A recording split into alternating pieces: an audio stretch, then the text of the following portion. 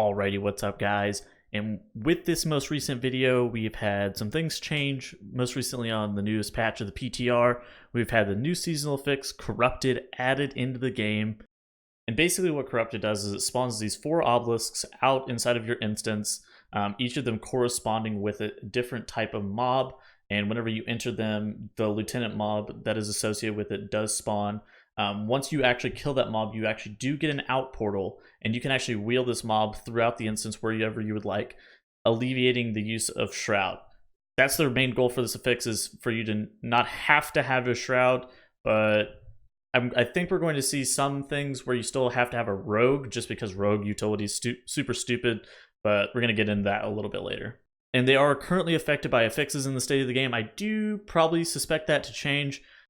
Pause real quick. The health actually only scales with dungeon level. It doesn't scale with fortified or tyrannical. When I say they're affected by affixes, I mean like on death affixes.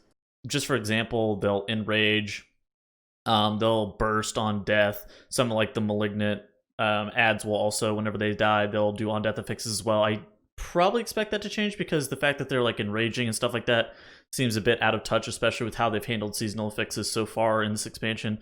But maybe it's here to stay. So all right, so let's just jump into like what these mobs are. So for the first lieutenant, we got Samurok, Beckoner of Chaos. Basically, this guy puts like circles on 3 random party members, and it fears them. The circle itself can be dispelled off or tremored, and then basically that would only require 2 people to get feared. How it should go is your tank should probably always have priority on dispel first, and then if it doesn't go in your tank, then your healer should probably dispel himself second. Unless, of course, like you have like a mage during combustion or something weird where you're better off dispelling your DPS as second priority over the healer. But in all likelihood, you're probably going to dispel the tank first and foremost. Whenever he spawns, he also spawns with ads surrounding him that I don't really think they do very much aside from applying these on-death affixes. Beyond that, not exactly the most dangerous mob whenever he's done by himself. Of course, these mobs, if you don't actually kill them with their obelisk, then they will spawn at the final boss, and we're going to kind of get into that in just a little bit as to how that affects gameplay, but it is definitely interesting. So the second lieutenant mob is Orgoroth, Breaker of Heroes. Basically, he has the tank buster mechanic, and he also has like this circle that spawns around him. He is very, very dangerous, but the cast that does the tank damage is actually spell reflectable, which is actually pretty nice. Whenever he spawns, though, he has like the malignant growths that you had on Gahoon upstairs area around him. They also slow you pretty heavily. You're going to want to kill like 1 or 2 of these pretty much instantly just to make sure that you're not like walking through the slow trying to get away from the circle whenever he does in fact start casting that. It's actually the damage that the circles do, or the malignant growths do, is not actually that insane, but the movement speed slow that it does apply to you is actually pretty sizable, so you need to be looking to kill this pretty quickly. For the third lieutenant mob, we have Voidweaver Mal'thor. I guess that's how you pronounce that. I'm gonna go with it. It's like a spider woman. She has 2 casts. One is a curse, and the other one is a disease. It does a pretty sizable amount of initial on damage hit, and it has an insane dot. Basically, this woman requires a ton of kicks, and the initial damage that's on cast is fairly dangerous, especially once you do start getting to higher levels. We were doing some keys on a 15, and it didn't seem that bad, but once we ended up getting up to 20s, like the 20-ish range, it started to become pretty scary. She would do like 75% of like a DPS's health. So that was pretty dangerous overall. I would like to see maybe the initial damage tuned down just a little bit, but overall, it's not that bad, especially since there are curse and disease dispels. And then basically you're just going to have to draft a composition to have 1 dispel for either one.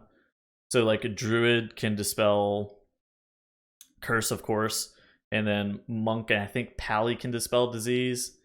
I think shaman can dispel curse, and then priest can dispel disease. So I think any healer, you're going to have at least 1 dispel. One of these dispels that you can actually get off the debuff. So then you'll just have to kick one other side. All right, and then we got Blood of the Corruption, which is this big goop. I guess we call it the blob, whatever you would like to call it. With him, I would say the most dangerous part of this guy is the Mind Flay Eyeballmen that spawn with him. They will fixate onto you, and whenever they're channeling their Mind Flay, they're actually healing. The blob also does this ground effect that comes out, similar to like maybe like something like Volcall. If you guys understand, like he'll like spawn it on you, it'll land on you, then you have a few seconds to move out of it before it does any damage, so it's not very dangerous. Same with the blob. It's really not that bad though. Alrighty, so what happens if you don't kill the ads inside the obelisk? Which ads are safe and which are not? So if you don't kill the ads inside the obelisk actually spawn towards the end boss, like you can see on screen here. And once the end boss is actually pulled, then the lieutenants get summoned like right there. And it's pretty awful. Most of them are not that great, but it's also important to note that none of the smaller mobs spawn, like the spiderlings, the eyeballs, the malignant growths, and none of that spawn. So there's some advantage. As for which ones are safe, so we're going to go down the list. Samurok, which is the fear guy, is boss dependent, but it's really probably should never be pulled with the boss, like the end boss. It's really dangerous. Your tank needs priority on Dispel, and if you get feared into mechanics, it's really bad. I got feared into the Boombas on Mogul Razdunk, the last boss of the Motherlode, and I was very upset because there was like really nothing I could even do. So that guy's kind of off limits. Urgroth, Baker of Heroes, he's got the Tank Buster mechanic. I would say it depends largely on tank damage and like the level of the key. The area denial can actually be a pretty big deal breaker on occasions. So especially if it overlaps with other mechanics. Maybe it's doable with like a boss like Unbound Abomination, but this is probably like the only one because he's a really... Unbound Abomination's a pretty easy end boss. Alright, and then we got Voidweaver Mal'thor, which is the caster spider. If the end boss requires kicks, then the answer is probably not going to be pulling her into it. She also can make it very dangerous, especially if you're going to get like comboed down with something else. Like think about like Overseer Corgus or something like that, where you'll have some Overseer Corgus you actually can't pull any of these guys into. I don't know what I'm thinking. I don't know. If there's any overlap or chance of you getting one shot, think about like the last boss of Siege of Borealis. So if you get the water on you right as you actually get hit by a cast, you'll just instantly die. There's like no repercussion for that.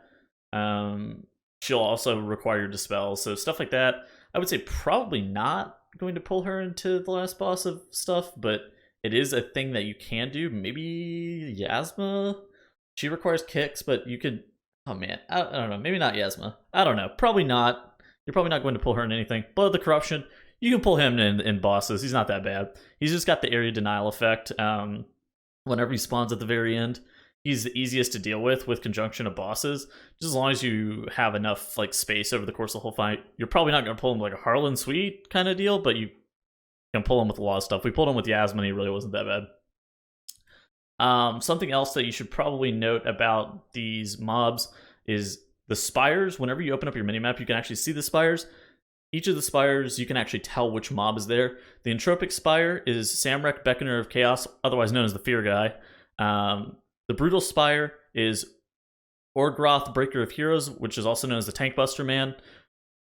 Cursed Spire is Voidweaver Mal'thor, also known as the Spider Woman. And then Blood of the Corruption, also known as the Blob, is associated with the Defiled Spire. So you guys can go through and you can open up your mini-map on the PTR and you can see where all of these mobs will be spawning. It's also important to note that these corruption affix mobs also give count, which is pretty nice. So it seems like they have learned from their mistakes previously, where Beguiling initially did not give count, so these corruption mobs do actually give a count. So what are my thoughts overall on the affix? So currently I'm pleasantly surprised. There's a lot to play around, and some interactions I'm a little bit concerned with right now, but overall I'm pleasantly surprised. So we can talk about the good sides about this.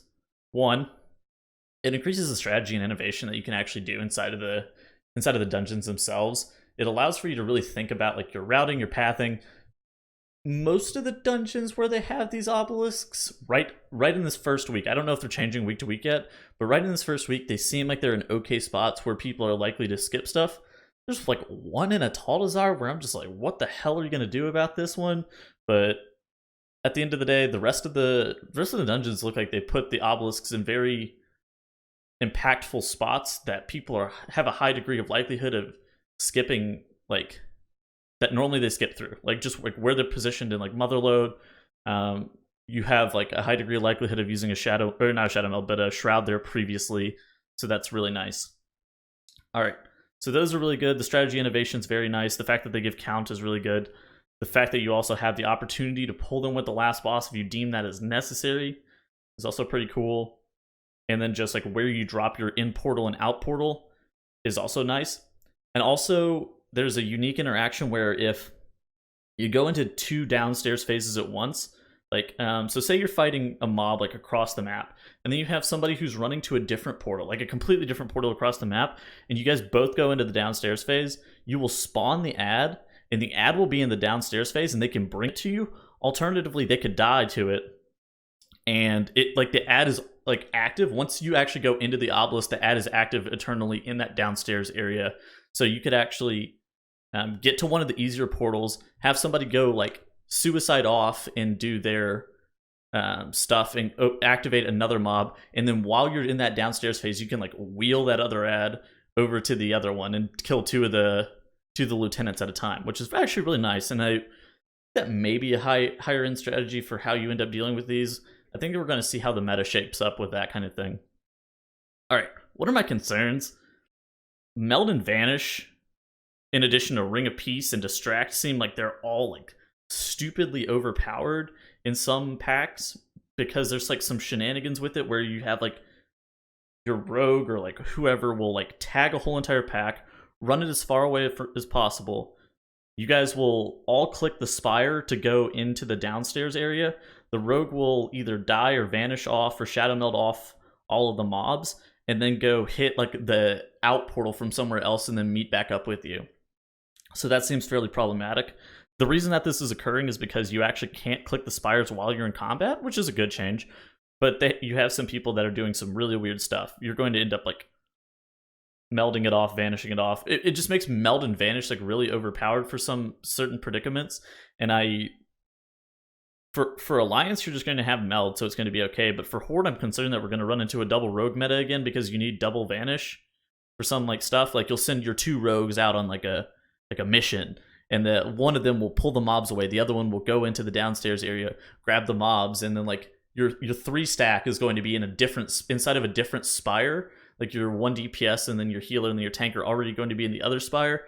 The rogue that's pulling the mobs away is going to meld them off, run back to where your 3 stack is. The other rogue is going to pop both of his defensives and then wheel that mob all the way down to where your 3 stack is in the downstairs area. So like there may be some really, really weird shenanigans that starts occurring on the higher end once the strategy for these kind of stuff gets fleshed out.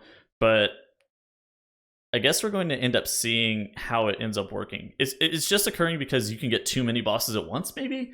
I think is probably part of the issue. So maybe that gets changed, but I'm not entirely too sure yet. But overall, hey, I think the affix is pretty sick. I'm actually I've been enjoying playing around it. I've been streaming it a little bit. If you guys would like, you can check some of the VODs. I've been using some of the footage from my streams on this as well. So overall, I'm pretty happy with it. So I hope you guys enjoy the content. I hope you guys have a great rest of your day. I'll keep you guys informed with new stuff as it comes out on the PTR, and I'll see you later. Make sure to check my stuff down in the description. Peace, guys.